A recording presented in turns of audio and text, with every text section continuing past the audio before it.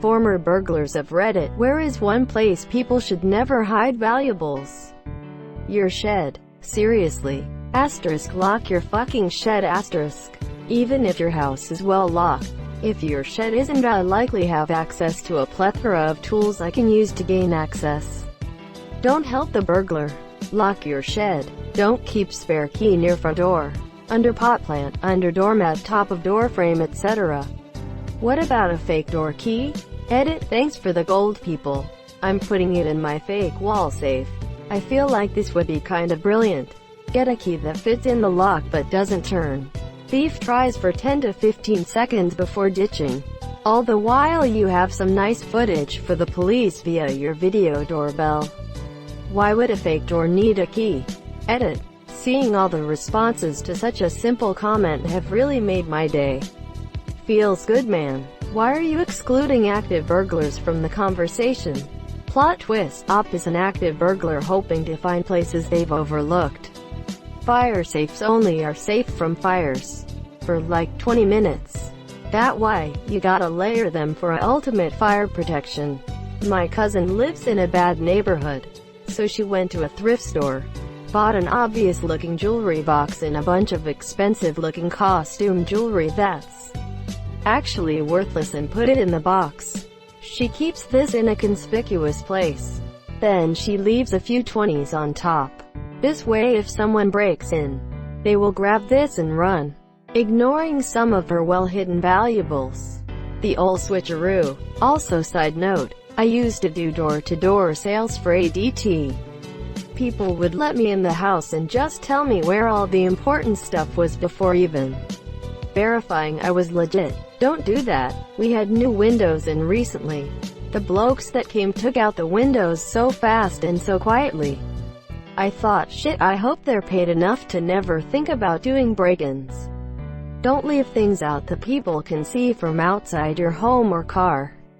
If you buy a new TV or computer, break down the box it came in. Don't just leave it by your garbage bin. Lock doors and windows. Keep your handbag close and closed. If someone wants to break in, don't keep everything out in the open. And have insurance on anything that is valuable. Greater than if someone wants to break in, This is the most important takeaway from this thread. Most neighborhoods are relatively empty during the day and there's often not good visibility to back and side doors. Inside vacuum cleaner. We hid money in it and it got stolen with everything else in the house back in Syria. Edit. Thief was the military forces that invaded the area, not someone I know or someone desperate. Well, that sucks. The sad thing is they weren't even using that vacuum cleaner. It was just gathering dust. Edit. Thanks for the silver. I'll hide it in my Dyson. To be fair, it's very dusty in Syria. They probably really wanted a vacuum. Avoid having your valuables stolen by not having any valuables. Taps forehead.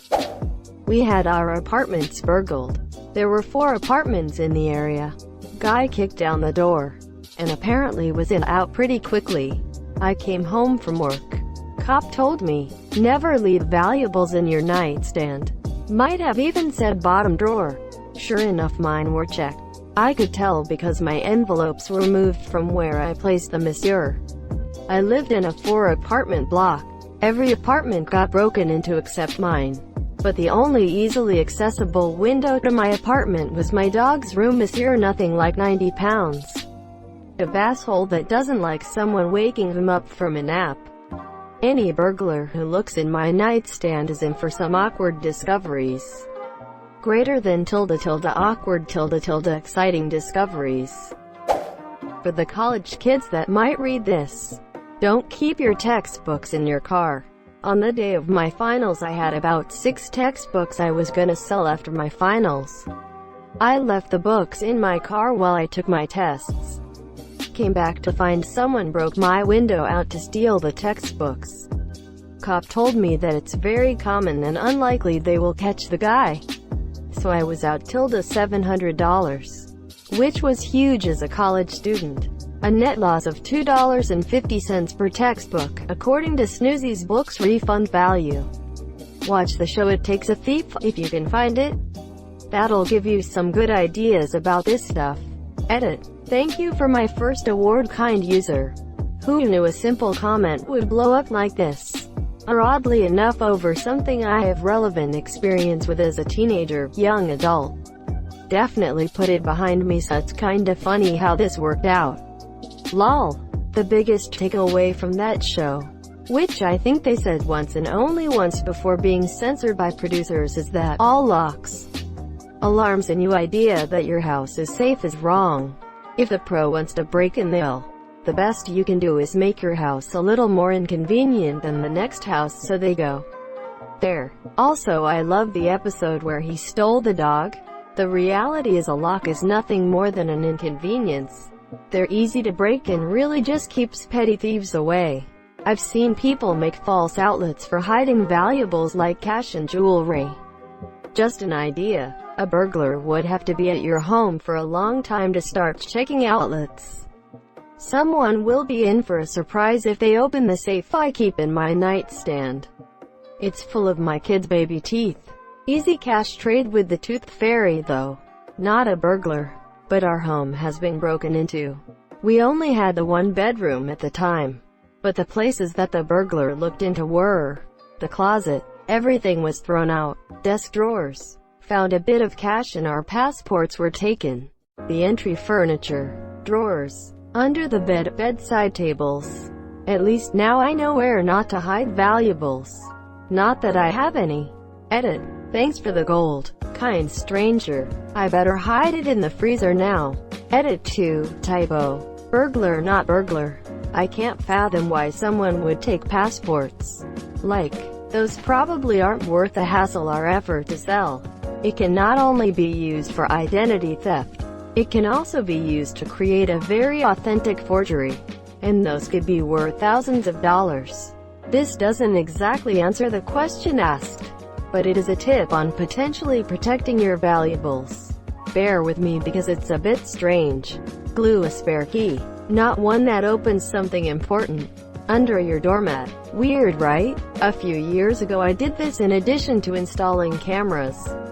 Over the last couple of years I've seen this exact scenario play out. Thief walks to the door, checks under the mat, unsuccessfully tries to grab the key, backs up, looks around to see if anyone is watching, presumably because they think they have fallen for some trap prank where they are being surveilled, and leaves. They don't even search for another way in because it spooks the monsieur. This is great. My parents did something similar, but they also stuck a note to the underside of the mat saying, "Look up." One time a kid did look up straight to our camera. Took it to the police, who couldn't do anything with it anyway because he didn't actually steal anything or damage any property. I had a Malamute dog years ago. Had another 2 later. But this was a particularly fluffy one. A friend had heard that it was possible to spin their fur. So I saved enough to knit several jumpers. Anyway, a burglar took stuff from our garage and this massive box of fur too. Must have been quite a surprise. A burglar stole my dad's box of dried up dog shit from the porch once. My dad goes out in the yard once a week to clean up the dog turds and usually throws them in an Amazon box and then tosses it. He left it on the porch for some reason and forgot about it. He realized he forgot about it when he saw it spilled open on the street a block down.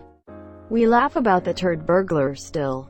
Reading this discussion with fascination and imagining alternative life where I have stuff worthy of stealing. Also, my husband is a hoarder, so I would be grateful if somebody came and stole some stuff. Big rocks are a dead giveaway. Sock drawers are cliché. If you have a small safe that's not bolted down, we are taking that thing. We all have a safe guy. Our goal is to get in and out pretty quickly. If you hide something in a random box all the way up in your attic, it's probably safe. Whatever you do, please won't leave your damn kid at home. Edit. Not actually a burglar.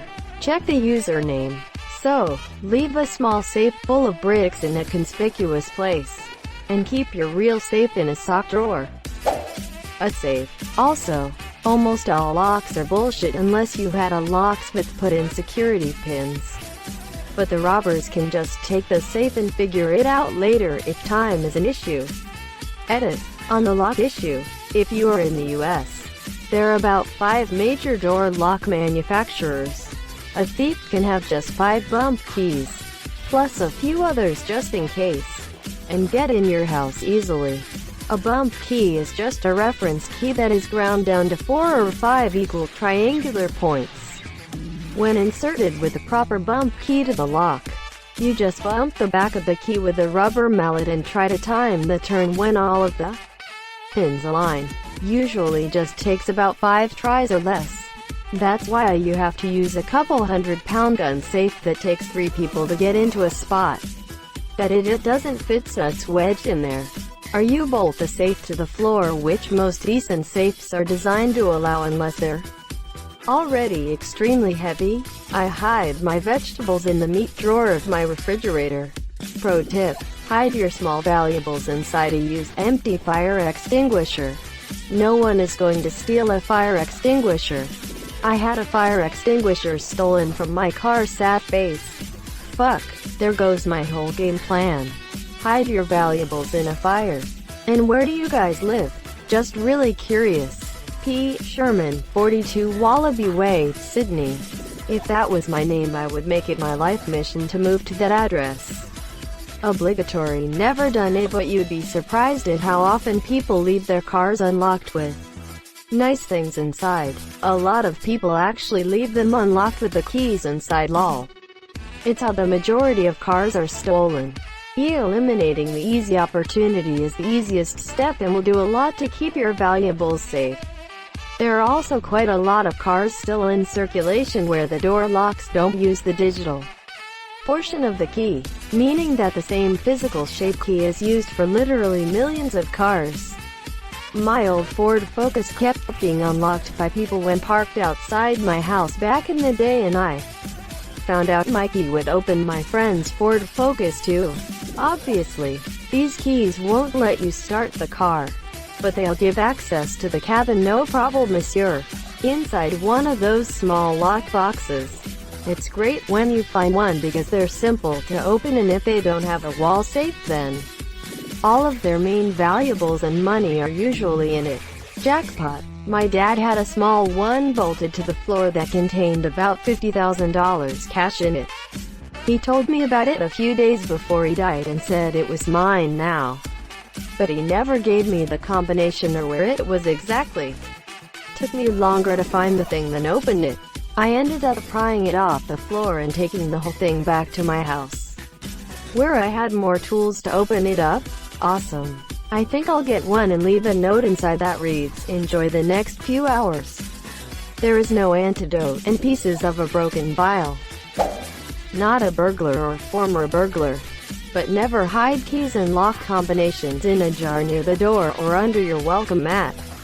Also, if you purchase something big, like a TV or something big, never leave the box near your home. The burglar would see it and know you have something valuable in there. I know this sounds crazy, but mow your lawn frequently. It'll show that you have been and had enough time to mow your lawn and that someone must be there. It's obvious, but only announce your trips when you're finished so at first nobody knows you're not there. Edit. Well, how did this get so many likes and replies? Only posted this barely yesterday. Tax driver. Sir, please tell me where you wanna go. Me. Nah man. I'll tell only after I reach there. Or announce a trip and don't go and capture the burglars yourself. That will definitely not backfire.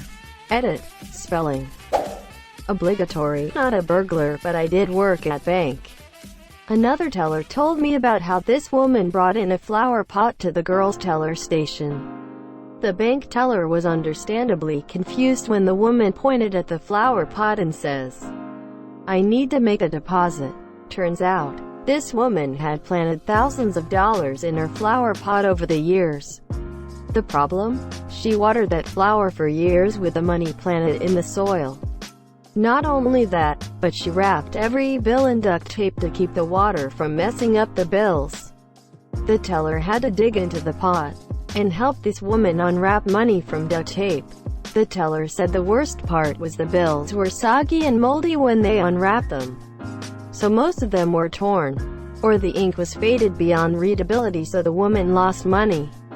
Asterisk asterisk, don't put your money in flower pots or wrap it in duct tape. Asterisk asterisk. Asterisk asterisk, edit to clarify to anyone who has questions. Asterisk asterisk. 1. I have no idea why this lady did this except that she must have thought it kept her cash safe. 2. I was told this story by my coworker when I first started as a bank teller. She was always a truthful person, so I have reason to believe her. However, I recognize this is hearsay in terms of storytelling. I'm just repeating what I was told. 3. The government does take damaged bills back and refunds you your money if you meet their guidelines. Links to said bureau and guidelines are in many comments below. Please utilize this if you are worried about your bill's integrity. 4. Also, I worked at a credit union, so we were required to do ridiculous and odd things like this for customers. This is just one in many strange stories I heard and or experienced. To understand the teller's line of thinking, please note that any signs of a customer being unhappy was dealt with by being verbally reprimanded in front of the customer. Even if we were following policy, that's an incredibly stupid place to leave thousands of dollars. It's probably a good idea if done properly. Instead of fucking duct tape, use bags or some sort of plastic wrap. You can maybe shrink to the money. Multiple layers too. Then it should definitely be waterproof and pretty hidden inside a plant pot. Bonus tips. Probably add silica packets with the dollars. Might also want to spray the dollars with something so whatever nasty is already on the dollars doesn't start multiplying and growing. Thank you so much for watching and have a good day.